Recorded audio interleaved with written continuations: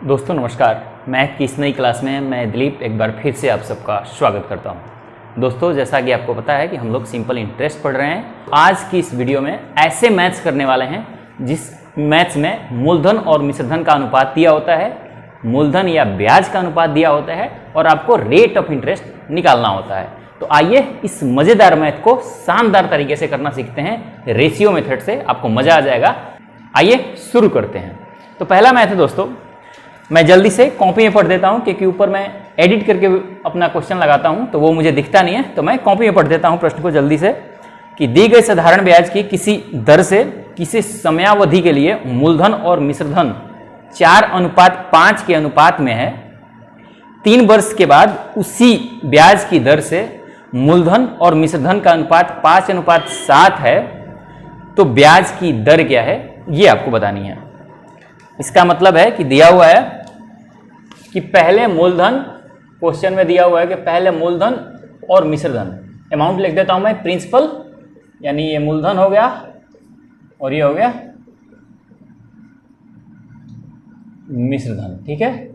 इनके अनुपात दिया हुआ है 4:5 में, लेकिन 3 वर्ष बाद क्या होता है,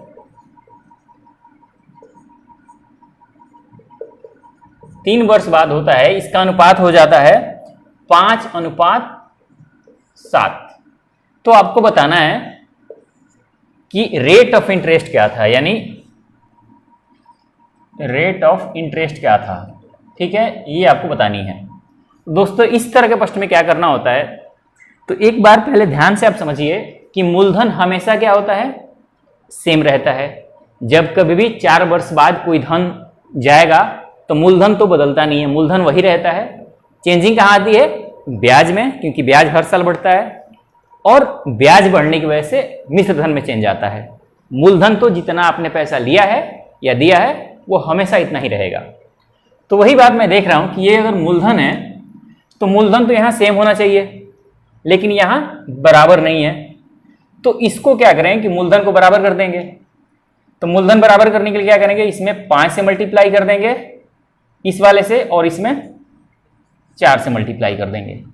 और रेशियो का मेथड ये कहता है, रूल ये कहता है उसका नियम, कि अगर उसके एक टर्म में 5 से मल्टीप्लाई कर रहे हो तो दूसरे टर्म में भी उसी संख्या से मल्टीप्लाई करना पड़ेगा।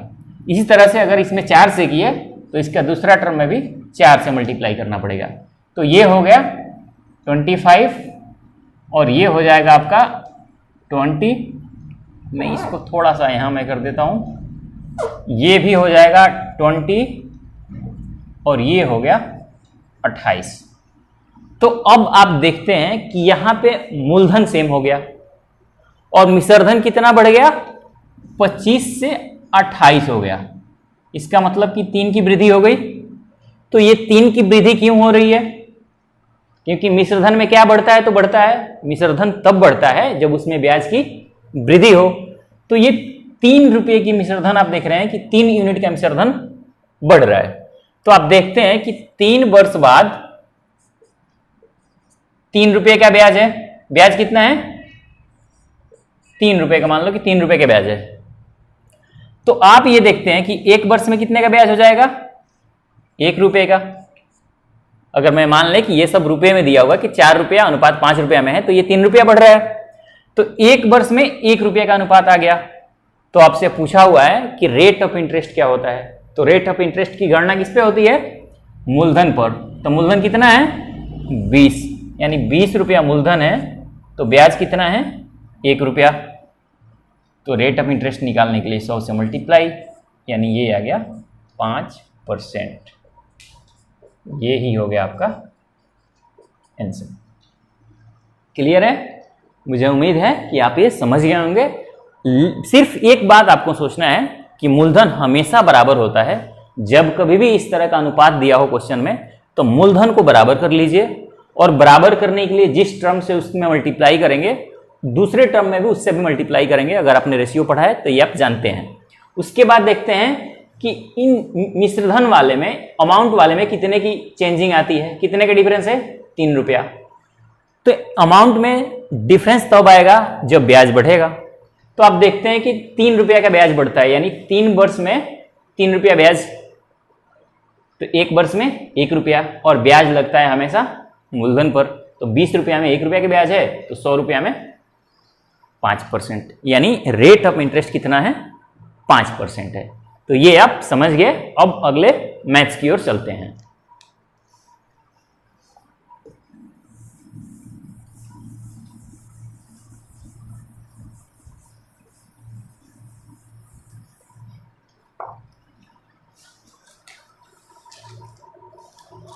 दोस्तों अगला प्रश्न है, इसी तरह का प्रश्न है, मैं जो पढ़ रहा हूं क्वेश्चन उसको पॉज करके और इसको खुद से बनाने का आप प्रयास कीजिए, आप निश्चित तौर पे बना देंगे अगर आप समझ गए हैं तो। क्वेश्चन है कि दी गई साधारण ब्याज की किसी दर से किसी समय अवधि के लिए मूलधन और मिश्रधन का अनुपात 4:5 है। 4 वर्ष के बाद उसी ब्याज की दर से मूलधन और मिश्रधन का अनुपात 4:12 है, तो ब्याज की दर क्या है? ठीक है, पहला कह रहा है कि प्रिंसिपल और अमाउंट का अनुपात 3:4 है, और आगे ये प्रश्न कहता है कि 4 वर्ष के बाद अनुपात, और 4 वर्ष के बाद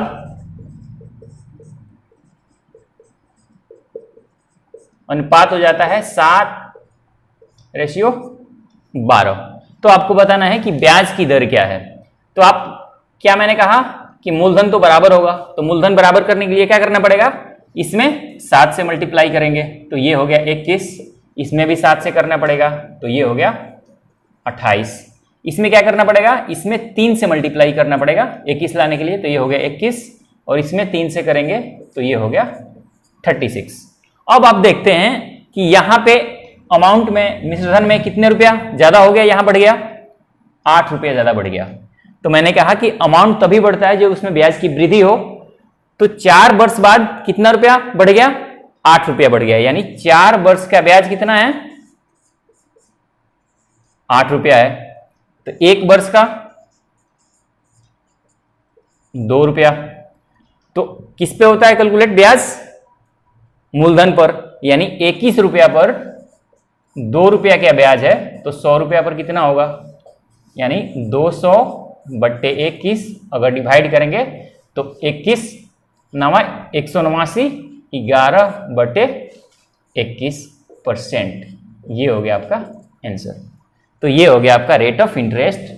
रेट ऑफ इंटरेस्ट हो गया आपका 9 × 11/20%।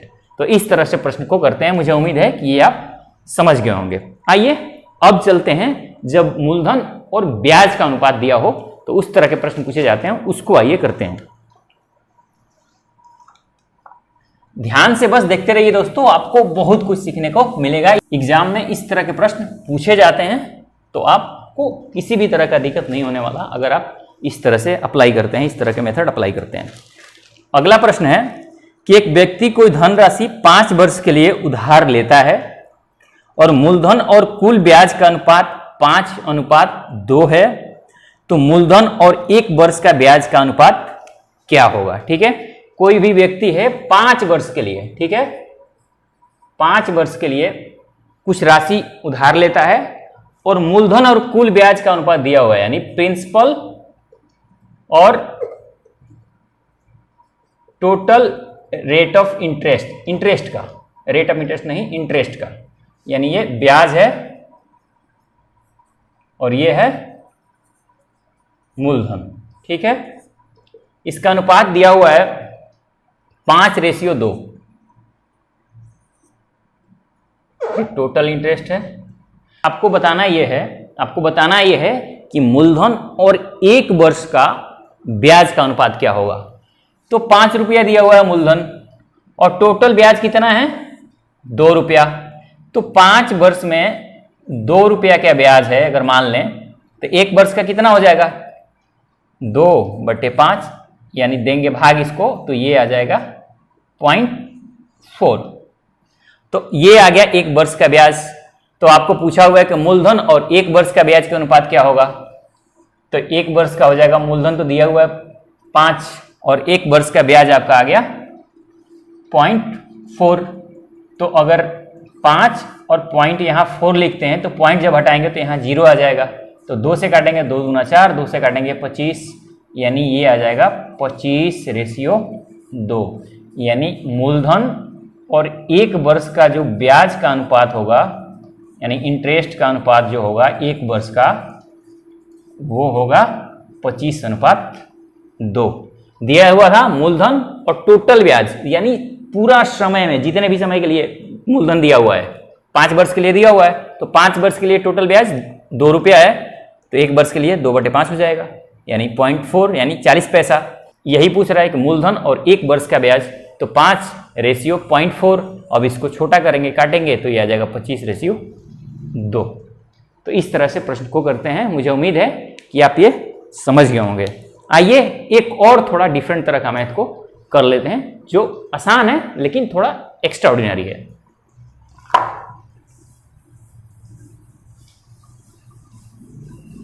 दोस्तों प्रश्न है कि एक साहूकार 10% प्रति वर्ष साधारण ब्याज की दर से धन उधार देता है। हालांकि यदि वह 1 वर्ष के लिए धन उधार देता है तो ब्याज अग्रिम रूप से ले लेता है। वास्तव में वह कितने ब्याज की दर पर धन उधार देता है? कहता है कि एक साहूकार है, वो 10% पर धन उधार देता है, लेकिन कंडीशन ये है कि अगर कोई 1 वर्ष के लिए उधार मांगता है तो वो ब्याज जो है वो पहले ले लेता है। इसका मतलब क्या है? तो पूछ रहा है क्वेश्चन कि ब्याज की दर क्या है एक्चुअल में। तो मान लीजिए कि आप उसके पास 100 रुपया लेने गए हैं, 100 रुपया लेने गए और 1 वर्ष के लिए लेने गए, तो 100 रुपये पे ब्याज कितना होगा? 100 रुपये पे 10% के हिसाब से जो ब्याज होगा वो हो जाएगा 10 रुपया। तो वह कह रहा है कि भाई 1 वर्ष के लिए लोगे, फिर मैं ब्याज अग्रिम ले लूंगा, यानी पहले ही ले लूंगा, यानी 100 रुपये तो आप ले रहे हो लेकिन 10 रुपया ब्याज पहले ही वो ले लेगा। इसका मतलब आपको कितना मिलेगा? 90 रुपया। तो आपके लिए प्रिंसिपल कितना हुआ? 90 रुपये, क्योंकि आपको हाथ में मिला है 90 रुपये, 10 रुपये ब्याज पहले ही ले लिया है। तो आपसे ये पूछ रहा है कि ब्याज की वास्तविक दर क्या है, मूल दर, ब्याज की दर क्या है। तो मूलधन हो गया 90 रुपया और 10 रुपया ब्याज दे रहे हो आप, तो रेट ऑफ इंटरेस्ट के लिए 100 से मल्टीप्लाई, तो 0 0, ये हो गया 100/9। इसका जब करोगे तो 11 × 1/9% का ब्याज दर वो ले रहा है। यानी अगर 1 वर्ष के लिए अगर आप लेते हैं और वो 10 रुपया पहले ही ले लेगा आपसे, तो इसका मतलब है कि 11 × 1/9% का ब्याज दर आपसे चार्ज कर रहा है, वो 10% का नहीं कर रहा है। ध्यान रखना है कि आपसे पहले ही वो 100 रुपये में से 10 रुपया ले लेता है, यानी 90 रुपये आपके लिए प्रिंसिपल है। तो इसका मतलब है कि वो 11 × 1/9% का ब्याज लेता है। तो दोस्तों आज की क्लास को यहीं समाप्त करते हैं, फिर अगले क्लास में मुलाकात होगी नए नए वैरायटी ऑफ मैथ से। आपके पास भी कोई प्रश्न है जो साधारण ब्याज से है, जिसको बनाने में आप थोड़ा कठिनाई महसूस करते हैं, तो उसको कमेंट्स बॉक्स में लिख दीजिए। जब भी वीडियो बनाएंगे, जब भी आप कमेंट्स करेंगे, तो अगले वीडियो में बनाऊंगा, तो उसमें आप उस क्वेश्चन को इंक्लूड कर लूंगा और उसको बहुत ही अच्छे तरह से समझाने का आपको प्रयास करूंगा, बताने का प्रयास करूंगा। अगर आपको ये वीडियो अच्छा लगा हो तो चैनल को सब्सक्राइब कर लीजिए, वीडियो को शेयर कर दीजिए, क्योंकि इस तरह के प्रयास इस चैनल पे लगातार होते रहते हैं। डिटेल में पूरा वीडियो मिलता है, मैंने परसेंटेज भी पढ़ाया है, तो पूरे डिटेल में पढ़ाया है, और अभी मैं सिंपल इंटरेस्ट पढ़ा रहा हूँ, जिसमें एकदम एक टाइप थोड़ा सा डिफरेंट तरह का मैथ हो, तो मैं उसको इंक्लूड कर लेता हूँ, उसको बताता हूँ, उसको समझाता हूँ। तो मुझे उम्मीद है कि ये प्रयास आपको पसंद आएगा। फिर से आपसे मुलाकात होगी अगले वीडियो में। देखने के लिए आपका बहुत बहुत धन्यवाद। मिलते हैं अगले वीडियो में, तब तक के लिए नमस्कार।